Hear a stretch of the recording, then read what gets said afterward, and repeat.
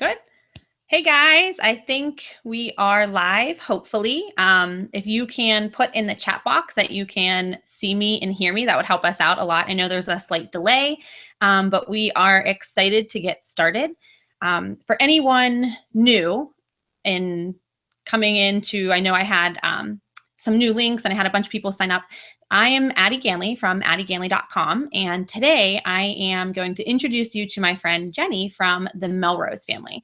I personally am really, really excited for this training because when I started my site, did a little bit of working with brands, but never knew how to do it right, I guess I would say. So I feel like I have like this big income producing opportunity that I'm just like letting go to the wayside. So let me introduce you to Jenny real quick. Hi guys, thanks so much for hosting me, Addie. I'm so excited to actually get to know your audience and talk to them all about working with brands. Oh, good. And I see everyone said, I can see you, I can hear you. Great. Okay, so yeah, Perfect. So we're really, really excited for this. I know I had a lot of people email me saying like, this is awesome, it's perfect timing, like this is on their to-do list. So I'm anxious to learn from Jenny today too. Well, we will get right into it. So I am Jenny Melrose. I have the lifestyle site, The Melrose Family, where I create quick and easy recipes for busy parents. I also have jennymelrose.com, which is kind of the blogging side of things for me, where I have become well known for being able to work with brands. And I'll get more into that. But what I'm going to do is I'm actually going to share my screen just because I'm a fast talker and I have a habit of losing track of where I'm supposed to be doing. Okay. Addie, can you see my screen? Yes, I can see your slides. Perfect. Okay. So you are here for Profitably Pitch Perfect, how to land sponsor posts to increase your income and not have to give up your authenticity to do it. As we're going along, please feel free to put in any questions that you have. We will pop in and out of the questions, trying to make sure that everything gets answered.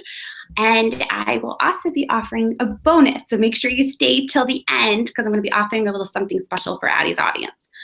All right, so you're in the right place if you're looking to boost your sponsor post income. You've pitched brands before and heard crickets. Been there, of course. You haven't worked with brands yet, but want to, and it doesn't matter if you've never pitched before, you do it all the time. We're gonna have something to help you. So I already kind of introduced myself. I am a former New York State teacher, though I was a reading specialist for 9 years. And I was able to retire from my teaching position because of my sponsor post income. So this is just branding, so you can kind of may or may not recognize who I am and where I am out there. So today, here's what you're going to learn: a very specific way to reach out to brands without having to work with networks that act like middlemen. And now I am not going to be knocking the networks. I still use the networks. I'm just going to show you a better way to do it without having to deal with them. Critical steps that you must take to ensure you hear back from a brand. The answer to the most common question I get asked: how do I find the right person to send my pitch to? The new way to reach out to brands, and the 9 most critical mistakes made when working with a brand and how to avoid them. So in the beginning, this is my family. I started a hobby blog to actually find myself as a new mother and an unhappy teacher in inner city school district. And my girls are not this little anymore. They are now, the oldest is 7 and the baby is 3. But what I was finding is that as my 7-year-old started school, I was missing out on things all the time. I didn't get to see first day of school pictures. I didn't get to go on any of the field trips. Yes, I had summers off, but during the school year, I had to be there. I wasn't able to just take a random day off. So being unhappy where I was with the changes that was happening in teaching, I realized that I wanted to create a successful business so that I could spend more time with my family. So why it went wrong for me: I relied on ad money, which was dependent upon page views. I tried some new techniques and actually grew my page views to over 500,000 with the help of others. Some of the techniques still work, but the algorithm changes in social media like Facebook, Pinterest, Instagram, that we're all well aware of, hurt my page views. My page views now are probably about half of what I was at that time. I saw my ad income decrease as page views went down, and brands realized there was a better way to meet their return on investment. So what ended up happening is you used to have all these page views that were coming through, so your ad money was great as it was there. But the solution became that I needed to reach out to brands myself to show them that their return on investment in me would be well above what they expected. I actually started to stand out to brands amongst thousands of bloggers that were larger than I was, and I started to make more than a full-time income, and I make about $10,000 each month now from sponsored posts alone. And I want to really emphasize the fact that that is $10,000 not on 1 million page views. It is not even on 500,000 page views. That's awesome, Jenny. Like, seriously awesome. I was in the same position where I literally relied completely on like ad money. And then I had the same thing where like my page views tanked and my income tanked. It's the scariest thing because you start feeling like you can be consistent and your family can rely on that money. And then it's kind of, the rug is pulled right out from underneath you. Yes. Yeah. It's definitely good to have a plan and be intentional with that. Yes, for sure. And obviously this sponsored post I do have other ways that I'm monetizing my site. This is just one of the ways that I do it. I still rely a little bit on ads as well as affiliate income, but sponsored post is like my jam, I like to call it. All right, so what we're gonna do is we're gonna dive right into the 9 most critical mistakes made when actually working with brands on sponsored content. And we're gonna start from the beginning because what you're going to learn about me is that as a former teacher, I'm very process oriented. Everything is step by step by step.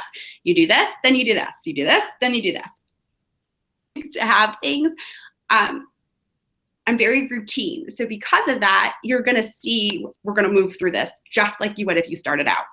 So when you first start out, in order to work with a brand, you have to actually reach out to them and send an initial pitch. And in order to do this, you need to have an elevator pitch. Now, one of the biggest mistakes I see is that people have a convoluted elevator pitch. They can't state in one sentence what it is they do. They can go on and on and on, and they have a paragraph long of what it is they do and what their site is about, but you want something clear and concise.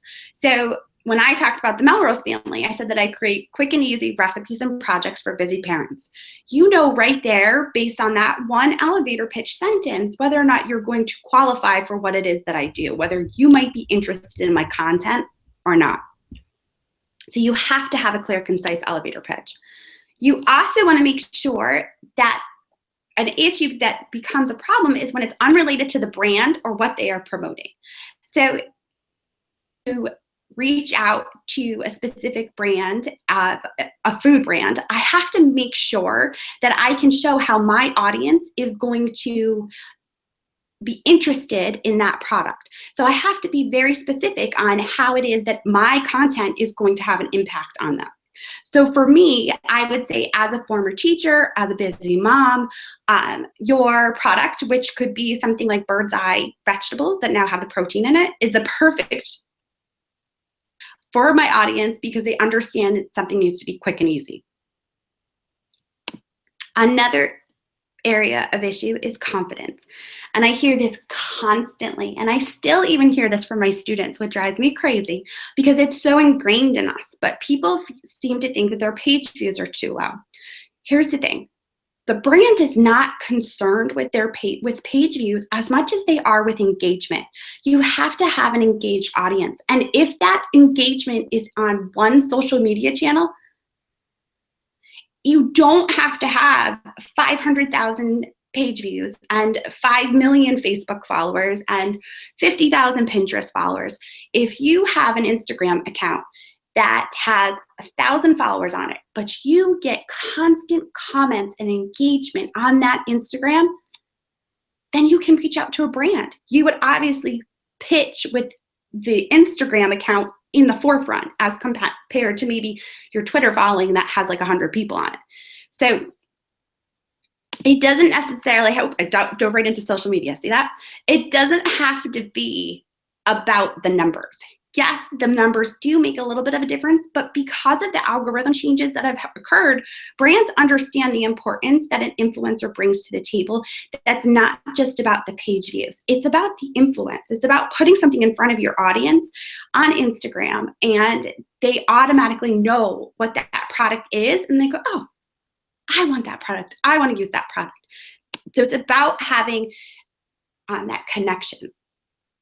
Another area that I always constantly hear from people is they feel that they're too niche specific. So the perfect example for this is I have a food blogger that is a student of mine now that came to me and said, I just don't feel like I can work with the brands because I create vegan and gluten-free recipes. And my audience is very small. My page views are low. Social media is low. And I'm just in this tiny little corner. Here's the thing about that though. The brands that have those type of products want your audience compared to mine. They don't want someone that's all over the place. They want that vegan, gluten-free blogger. So it isn't necessarily a bad thing. It's actually probably a very good positive thing that you can pitch when you're reaching out to the brands. Okay. After you've gotten past the confidence, one of the areas that people always ask me is about how to contact the brands correctly. So one of the things that people will rely on is working with the networks. So there are lots of networks that are out there. There's anything from Top Influence to Isaiah's, Massive Sway, Clever, Pollinate Media. There are a ton of networks out there. But when you only rely on those networks, you're just one in a million of bloggers that are out there. It's very difficult to stand out. So when you're just sitting back and hanging out in those networks waiting to be email to work on a campaign, you're wasting time and money and leaving it on the table. So in order to contact the brands correctly, when you want to work with them directly, you have to have an email address for them. So what I actually teach is that in order to find the email address, you would go to the website of that brand, and up in the top, you would look for either press releases or something that says media. Most of the times you can find it up in the top part or down in the footer of their website sometimes.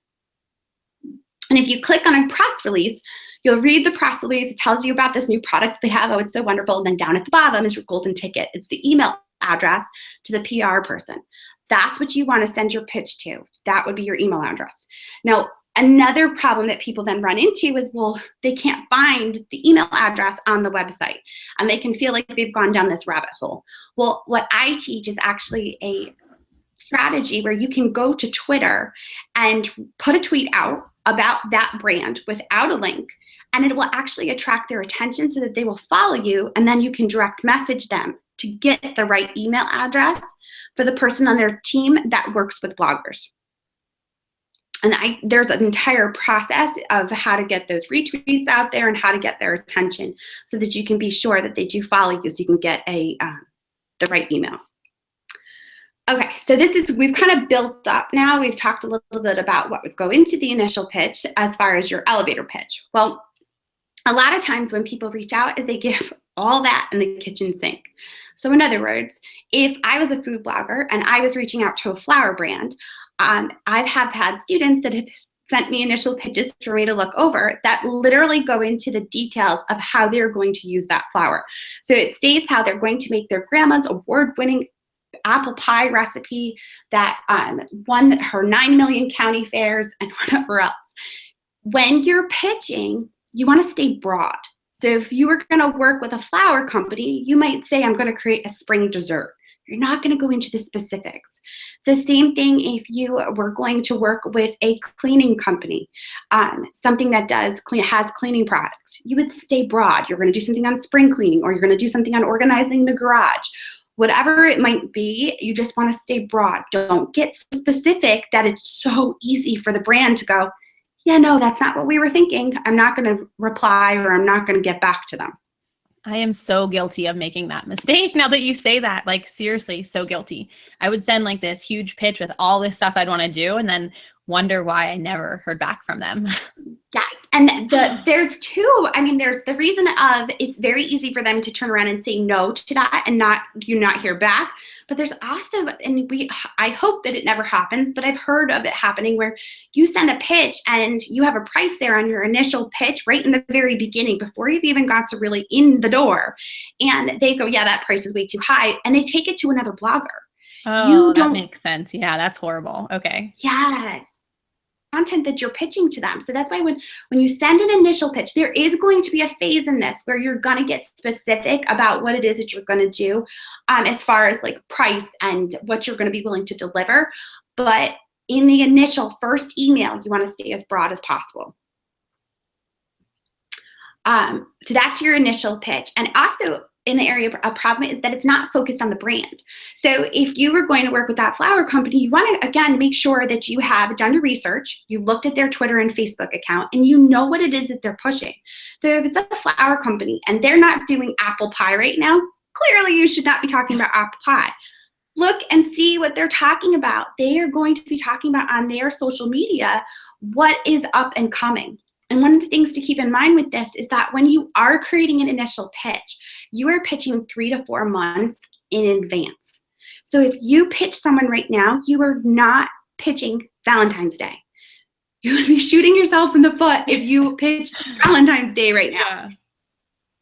They will laugh at you if you do that. You're thinking about Easter or grilling or springs, even possibly summer. It takes a little bit of it. This takes time.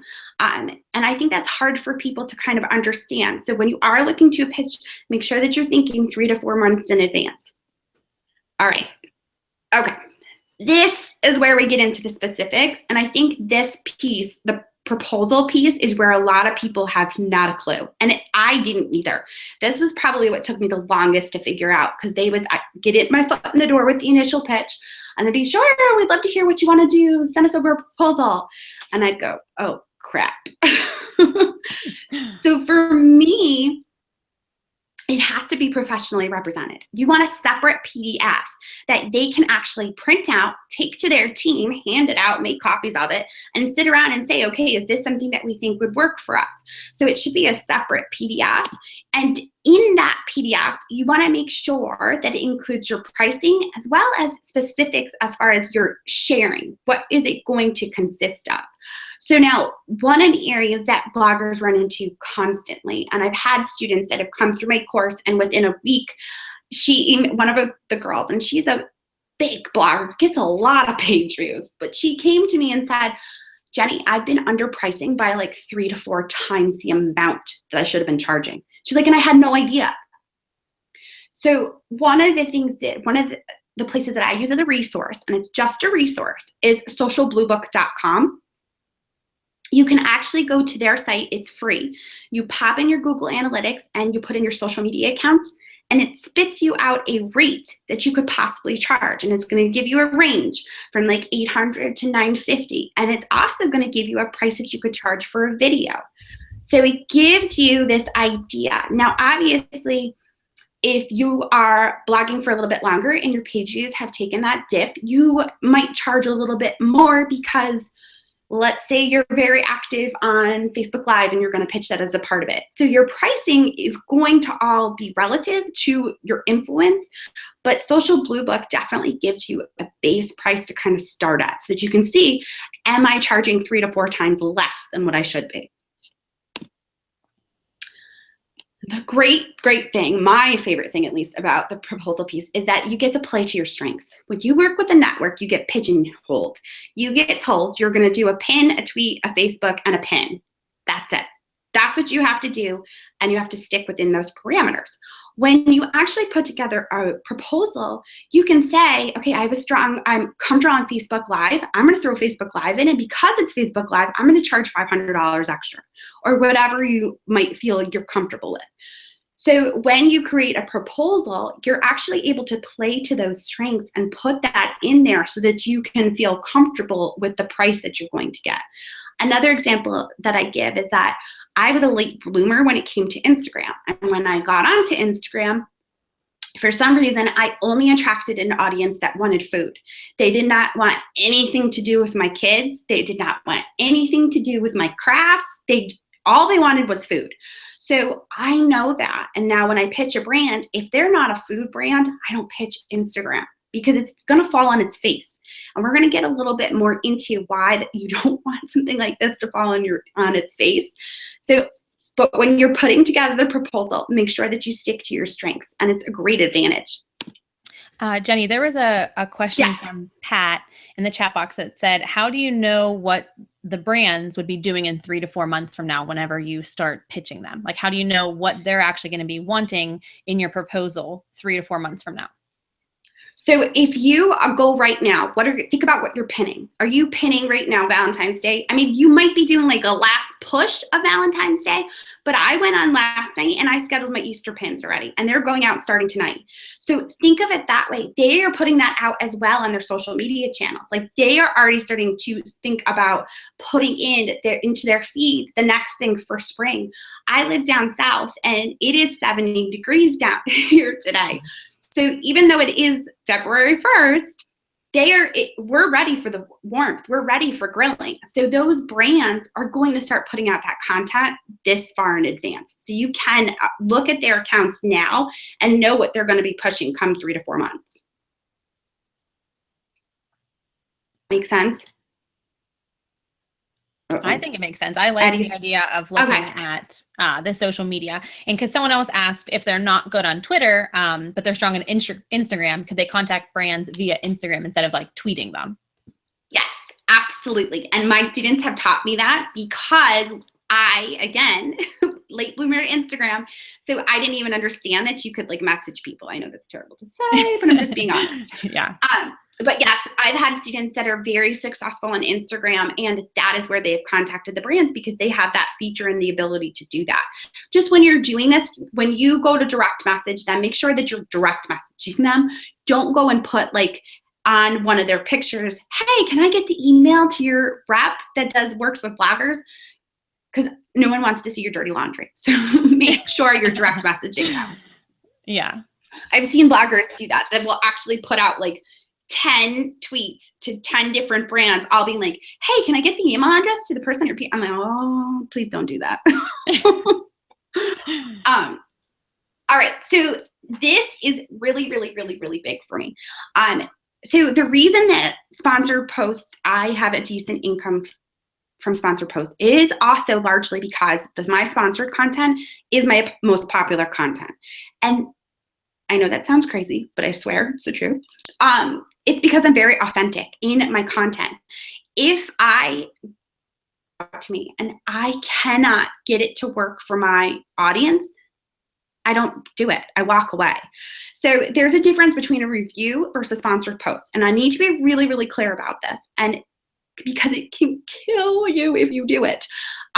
If you are a review site where like all you do is straight reviews, you get a product, you try it out, you tell your audience how wonderful it is, and you do a YouTube video or something on it, and that's all that you do, you don't do anything else, then you can do a review. But if you do not do reviews, when you have a sponsored post, it needs to feel like it is a regular piece of content on your site. So in order to do that, you need to continue to tell your story. I have the gift of gab, and when I write, I also have the gift of gab, and my personality comes out. So I have a habit of going into what has happened that night when I was making this wonderful recipe that they're looking at. Or I'll tell a story about how my daughter missed the bus, but this is the recipe that I'm working on for that night. I make sure that even when it's a sponsored post, I make sure that that story is in there. Perfect example of this is I had Disney actually reached out to me and it was Disney Junior wanted me to work on, it was a Minnie Mouse outfit. And I don't do style. I don't do style on my kids. I don't do style at all. I'm in my yoga pants, like not a style person. But I wanted to work with Disney Junior, and I had to find a way to try to get this Minnie Mouse outfit into my content that would make sense. And it was right around Mother's Day. So I sat down and was like, okay, how can I make it work? It turned into, the post is called How Being a Stay-at-Home Mom Saved Me. And it was about my journey as being a teacher and then now being at home and what it has done for me. And what I was able to do is I worked in the mini-me piece down at towards the end of the content. Like they got this full, very emotional story out of me. And then I also worked in how my daughter was a mini-me. She was just like me. And doesn't she look so cute in this Minnie Mouse outfit? And the brand loved it. They boosted it. It went viral on Facebook.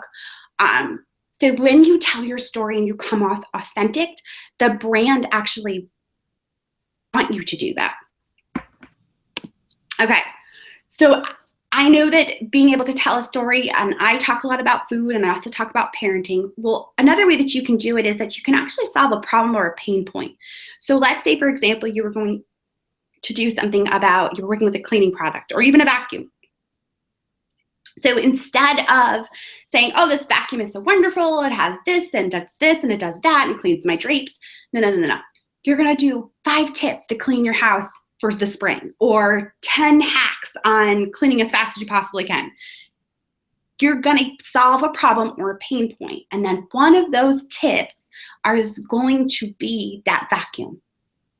So another example I can give of that is a mattress company came to me and wanted me to do a post about a mattress. I was like, okay, we need a mattress because my daughter was transitioning from a toddler bed into a big girl bed.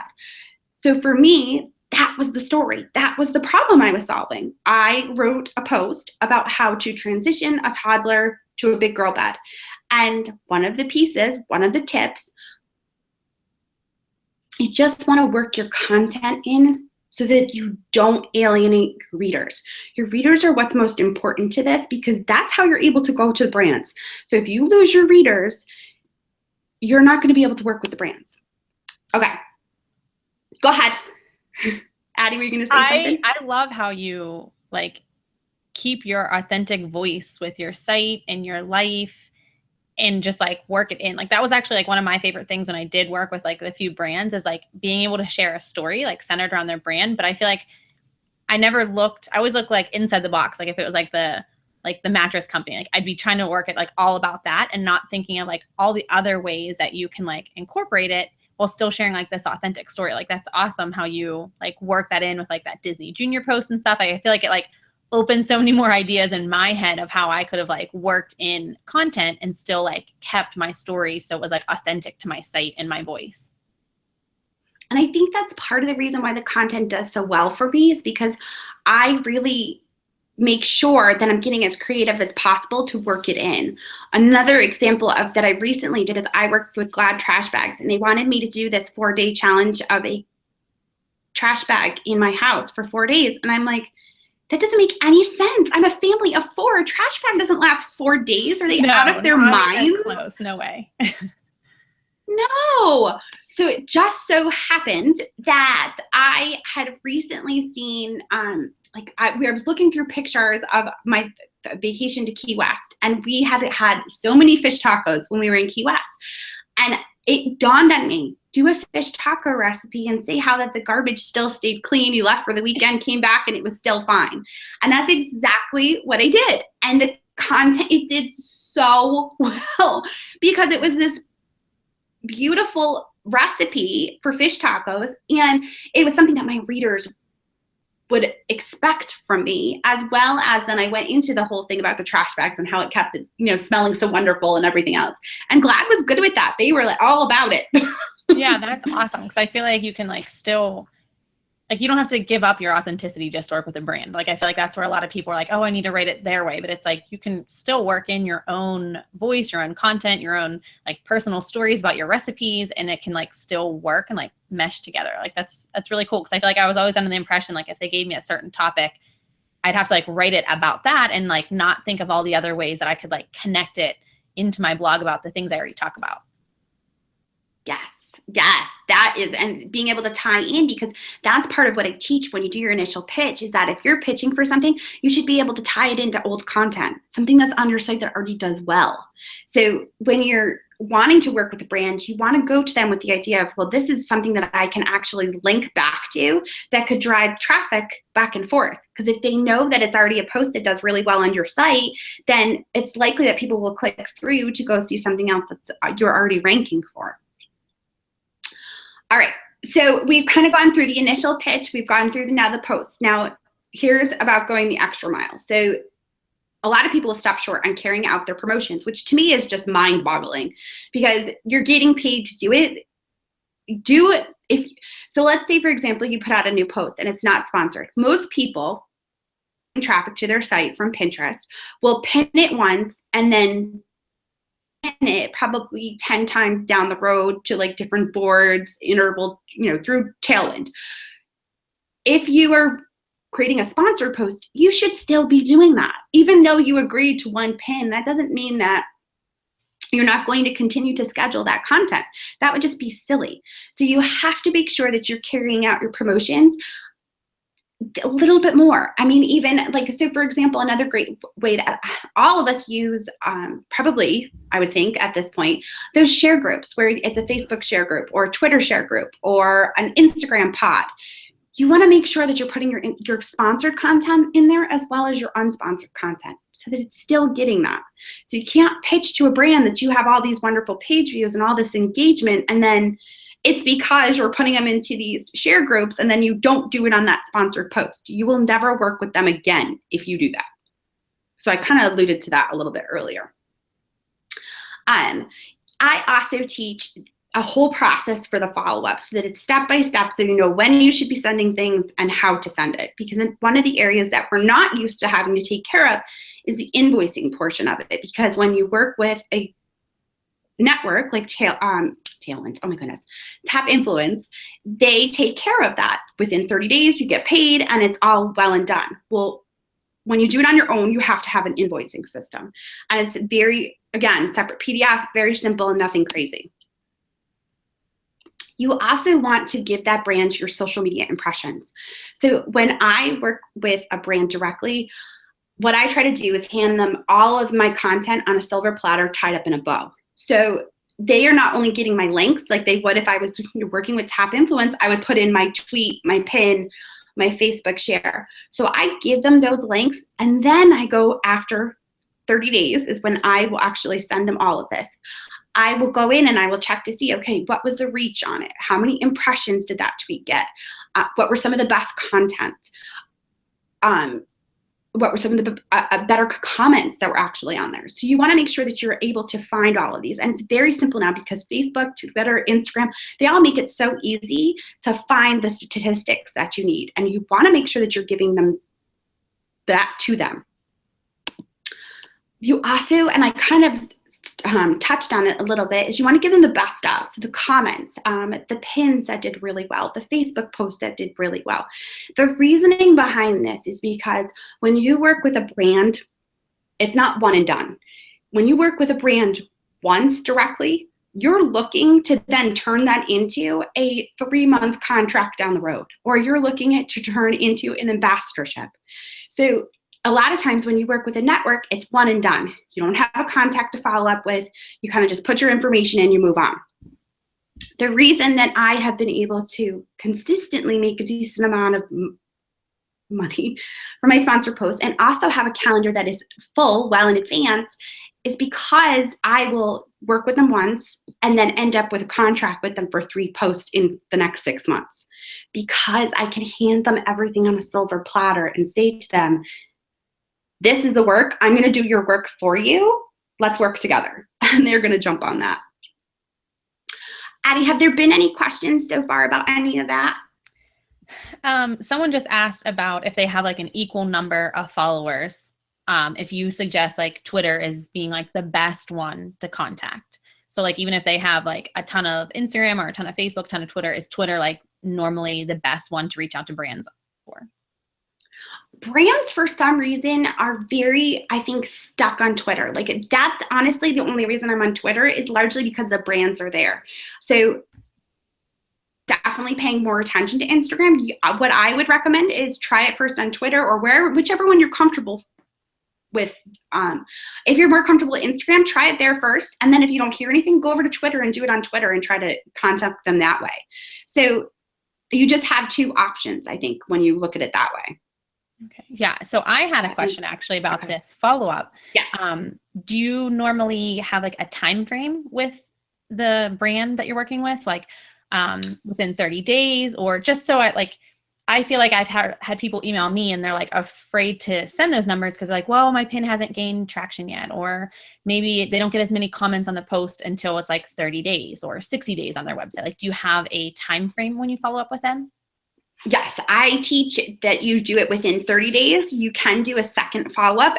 Again, you can do that based on what their payment is. So let's say that they're not terms of service, their actual time of payment is 30 days. Or if it's 60 days, then what I would do is I would send it after 30 days. And then if I haven't gotten a payment again, or as of yet, I might send an invoice and be like, hey, just a reminder. And oh, here's my updated, all of my information.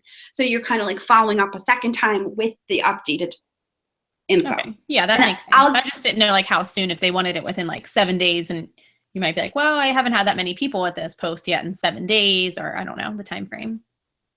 Yes. So if they ask for it within 7 days, I send it to them with just the links, and then I follow up after 30 days, and I give them all of the statistics that go in there.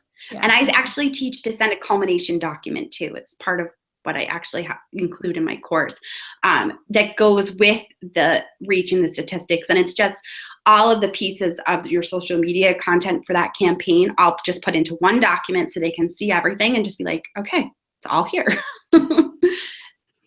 I can deal with this. Were there any other questions that popped in? I think that were the only ones so far. Okay, perfect. They can keep coming in. So please, please, please remember that this is not just theory. This is exactly what I did to earn 10,000 in sponsored posts. And it says just last month, but I have been earning that probably since about August now. So what's it all about? Well, we've talked about obviously that it's about money. It's also freedom, getting rid of stress and consistency, because you want that editorial calendar that is full 3 months in advance, so that you're not concerned about, okay, what is going to come in next month? When am I getting paid? I have nothing on my calendar. How am I going to, prepare my budget and deal with the stress of it all? So I'm not sure why you showed up today, if it's because you find yourself stressing over whether or not you have enough sponsored work coming in, or if it was because you're tired of waiting to be picked out from within a network of bloggers, or if you just want to see an increase in your income. I hope you really get this one thing. Going on my journey and discovering with much trial and error that working with brands on sponsored content was how I needed to make a full-time income, changed the way that I do things.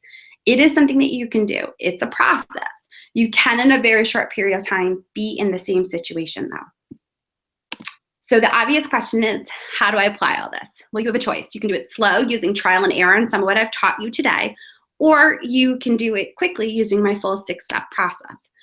So my Working with Brands e-course is designed to give you the entire process, every little thing you need in order to work with brands and keep them coming back to you for more.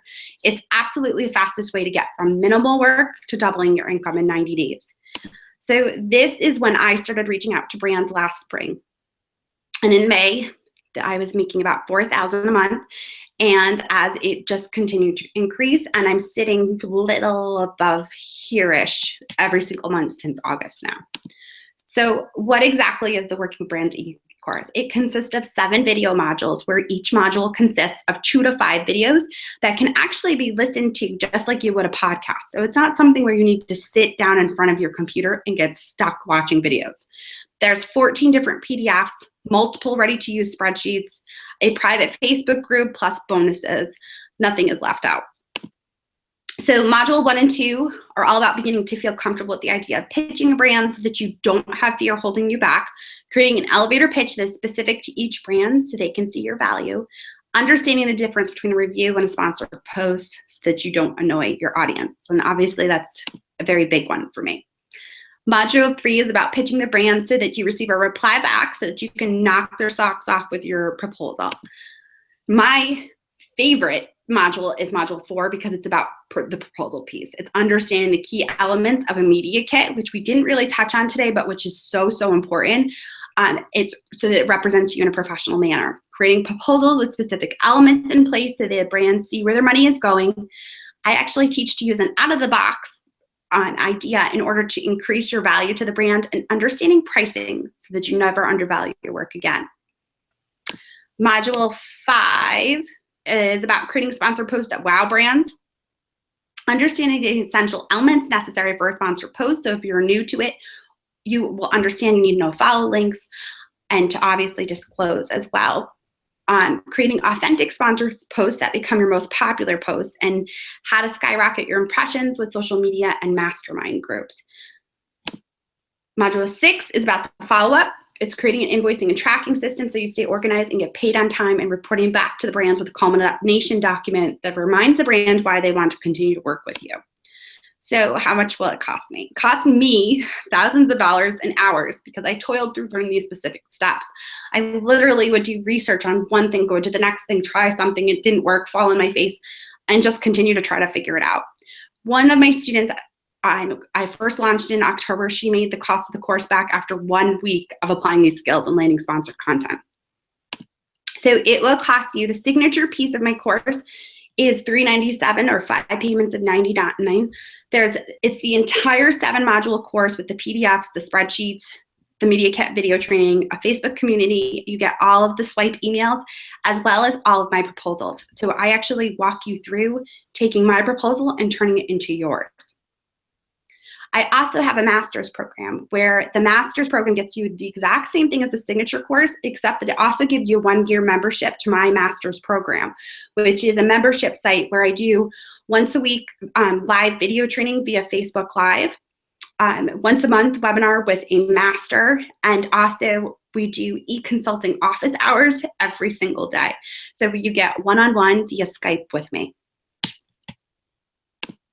So to sum it up, if you want to work with brands without wasting time and money, there's no better system. This is exactly what I needed when I started. It would have saved me a tremendous amount of time and money. You get all the modules in video format with supporting PDFs and spreadsheets, plus you'll have my support throughout the process through our private Facebook group. You can start for $397 or the 5 payments of $99, or the master's program is $597 or the 6 payments of $119. Plus, you have a full day money back guarantee. And Addie and I are going to take a look at questions and kind of go back and forth. And what I wanted to do for you guys is I want to offer you a bonus where if you sign up for the course before the webinar is done, I'm also going to add in a free 60-minute one-on-one consulting with me, where it doesn't have to just stick to brands. It can be about absolutely anything you want it to be. So if you've got questions about ConvertKit or sales funnels or your lead magnet, whatever it might be. So I am going to attempt to come back from screen share. This is always the scary part, I feel like, because I'll get stuck in this little tunnel. There you go. Back? Okay, good.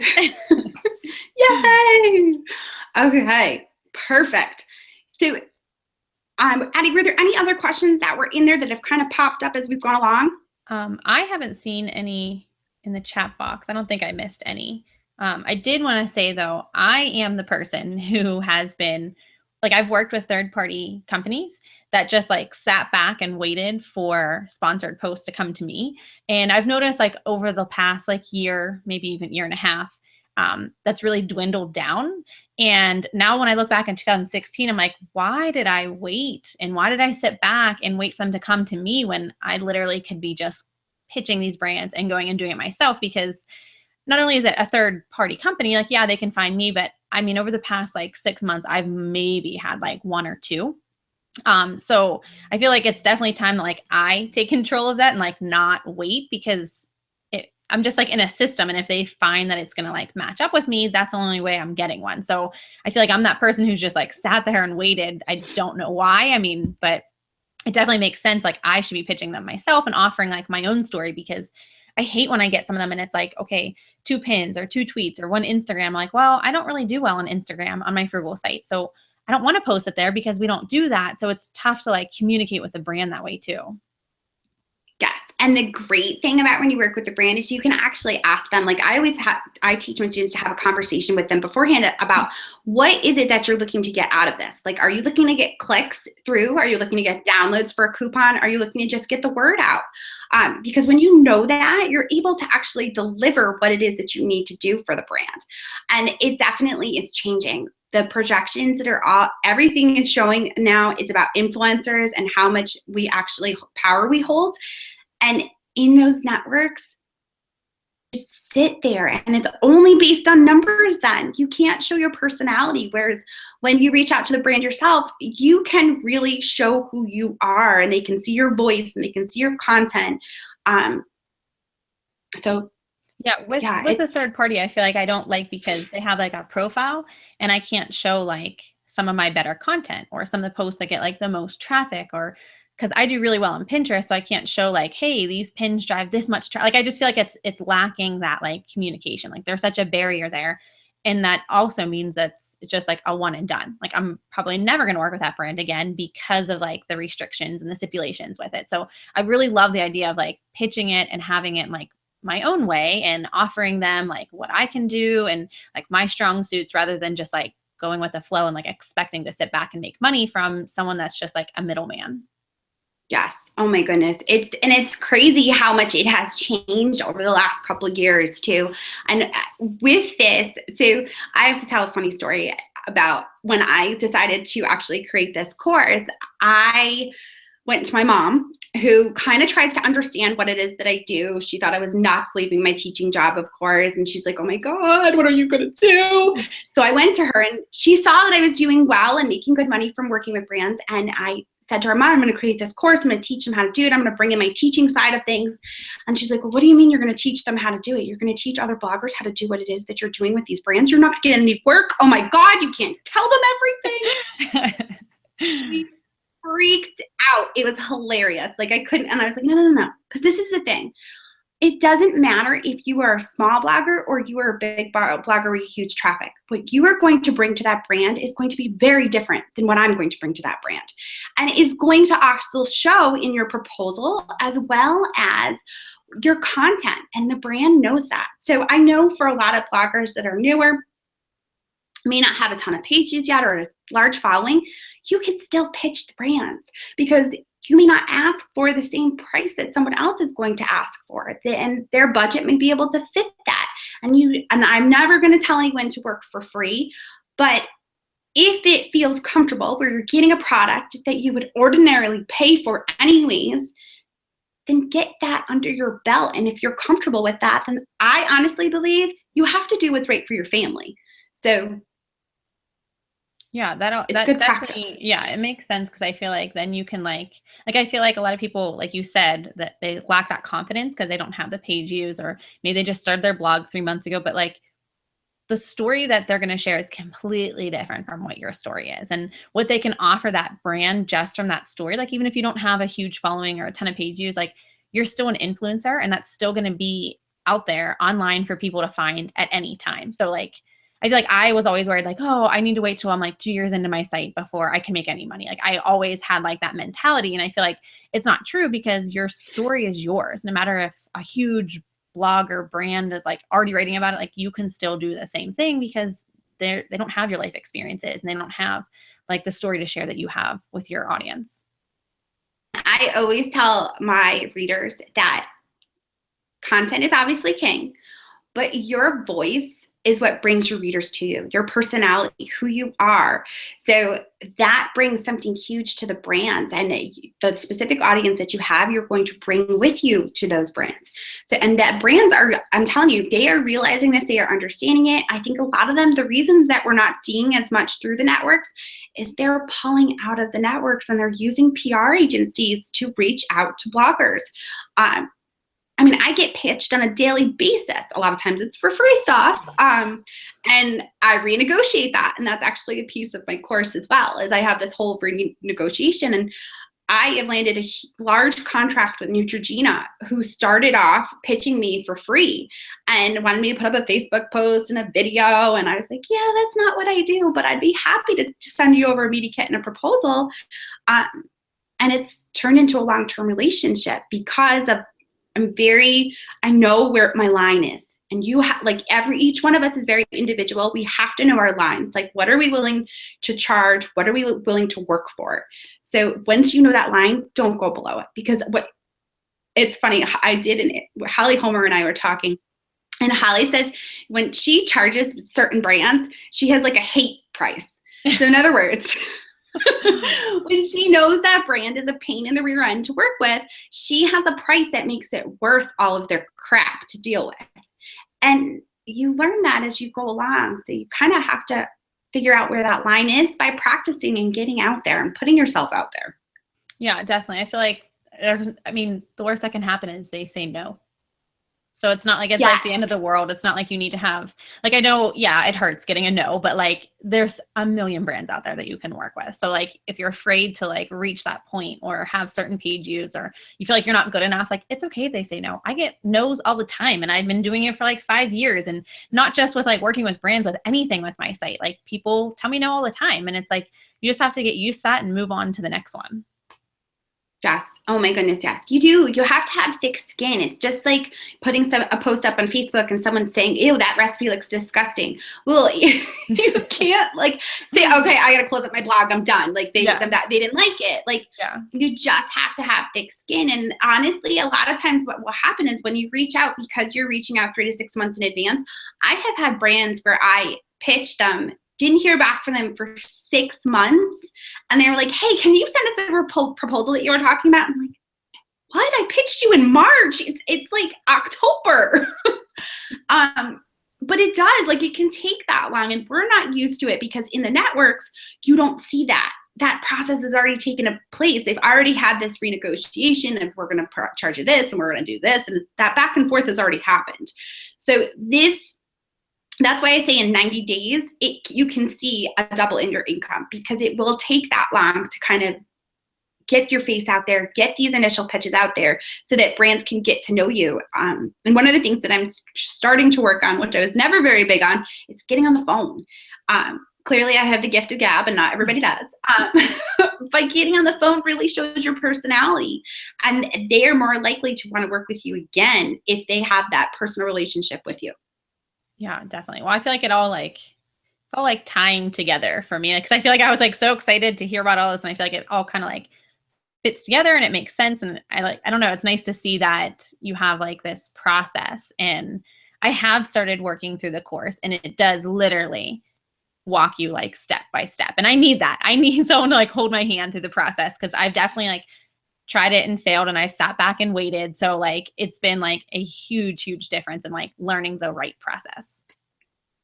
And I think for that right there was me. Like for so many years, I would start this and then I would sit back and go, oh my God, I can't do this. Because you don't know what's the next step to take. And that was like a huge piece of me putting this together, was because I wanted people to know, well, if they said this, then you say this and do this. And I've really tried, because I am a former teacher. Yes, everything is video, so you can listen and you can watch, but I also make sure that you have documents that are in there where it literally will say, okay, go here, now go here, now go here, here, here. Like it's this whole little diagram that we've put together, because I was getting a lot of questions about the emails that go back and forth. So there are a couple questions. I don't know if you saw them in the chat box.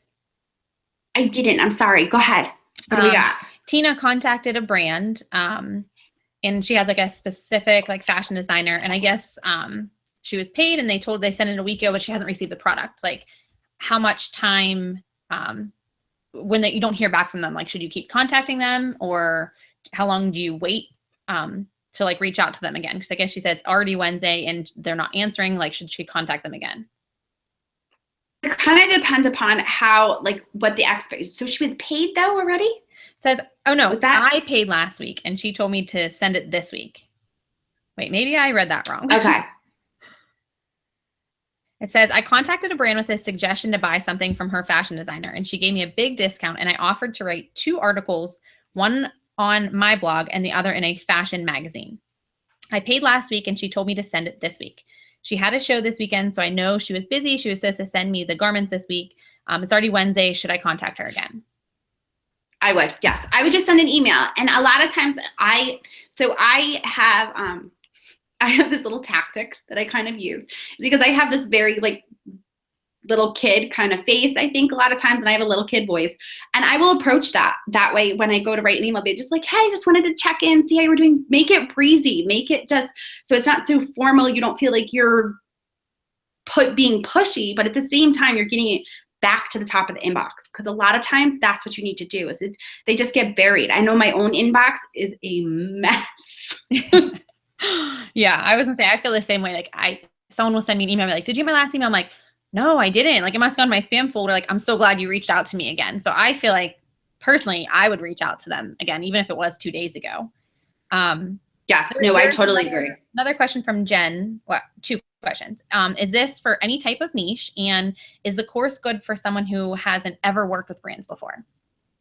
Yes and yes. So as far as niche, I'm a lifestyle blogger. So I really I do it all. I've done the travel, I've done a vacuum, I've done the mattress, and I do food, which is like my favorite thing to do. So I give a lot of food examples. But because I've done it all of my emails to initial pitches are in there. All of my proposals to all of those different within those niches are in there. And I kind of go through it and teach it. We also have over 100 students that have gone through the course, that are presently going through the course, and we have a very active Facebook community. So if for some reason I don't know the answer, I find someone that does. And what I also, because I have been around for quite some time, like you, Addie, I think I'm a dinosaur at this point. I'm like 6, going on 7 years. Yeah. But I've grown up with a lot of other bloggers. So because of that, there are actually bonuses that were added in last week. One of the areas that I felt were a little bit where I struggled was with the legality of contracts. So I actually did a video training with Danielle Liss of Business Ease, who is a lawyer and used to work on the side of brands as well as the side of influencers, where it's now a huge video training on contracts. And there's also a training in there about Facebook automation from Rachel Miller, who has an amazing Facebook course that's out right now. So if I don't know the answer, this is my point, what I'm trying to get to, sorry. If I don't know the answer, I find it from a friend that does know the answer. And a lot of times, because I have done it all, it's in there. And as far as never working with brands, this is actually the perfect place to start, because this way you have a step-by-step process to do it correctly, so that that first post does not turn into one and done. It turns into a long-term contract with that brand down the road. Okay. And then I see one other question. Should I contact more brands all at once, or wait for one answer and then contact the next brand? That's a great question. I actually saw a girl in a Facebook group put up this post about how she contacted 225 brands in one day. Oh my goodness. Oh my God, don't teach people to do that. You can definitely I would say contact 2 to 3 brands, maybe at the most per day. I would say probably 1 per day. I do about 3 per week is what I do. And I just keep running track. So there's a spreadsheet that's in the course where you can actually keep track of when you sent it, who you sent it to, so that you can then do a follow-up. Because I teach where you send a first email, you don't hear anything, so you resend it. And if you don't hear anything after 2 weeks, you move on. Because a lot of times they'll get back to you in 6 months. Brands to me. Yeah. So yes, there is a process, but that question is where I was talking about. There's a document that says, okay, do this, then do this, then do that, because it is like this whole, how do I answer this email? Where do I move forward? So yes. Okay. Did I answer that question? I feel like I went off on a tangent. No. I think it did. Okay, good.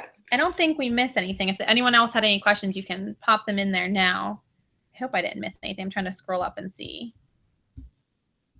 No, that's perfect. So if you are watching the replay, make sure you check your email, because I know that you weren't able to possibly come in live. I know that this was early for Pacific time zone. So what I'm actually doing is there will be a bonus in your email with the replay. So I know that you missed out on the bonus to get the 60-minute one-on-one.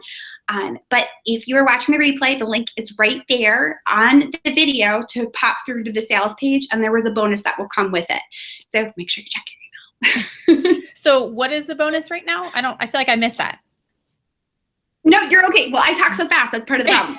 So they purchase right now, before we get off the webinar, I'm going to give them a 60-minute one-on-one consult with me that we'll do via Skype, and be able to go through any questions that they have. So anything from ConvertKit to sales funnels to working with brands. And that's till the webinar is over. And then I will send a email with a bonus in there as well for anyone that purchases within 48 hours. Oh, okay, great. Okay. I wasn't sure if I missed hearing that or something. Amber said this was marvelously helpful. Thank you very much. I think it was extremely helpful too. I learned a lot, definitely, in this 1-hour session. Well, I am so excited to hear that, because honestly, like, that was my purpose. Like I kind of pivoted. I did the Melrose Family for 5-6 years, and then to pivot towards this and actually teaching, it's given me so much joy because I know what it's like to be stuck doing it as a side time hustle and wanting so badly to make it into a full-time hustle or full-time profession. So I love the fact that I get to actually help people get there. Yeah. Yeah. This has been really cool. Cause I feel like as a blogger, I feel like a lot of people start off with ads like I did. Some people try different revenue streams like selling a product or affiliate marketing. But I have so many people that always ask me about partnering with brands. I'm like, I'm not the expert here. I'm not good with that. Like I tried it. I've had worked with some people, but definitely not to like the level that you teach and all the connecting parts. And I feel like it's really, really helpful to learn like the follow-up and the process, and that you have such a strategic plan that has been successful for you. Yes. Well, thank you. I would just want to thank your audience so much. And I want to thank you for having me come and hop out in front of them. I know a lot of them probably didn't know who I was and was wondering. So I appreciate them taking the time out of their day to sit down and go over all of this information. Yeah. Thank you so much. We really appreciate you taking the time to teach us today. Of course. All right. We are going to sign off and that.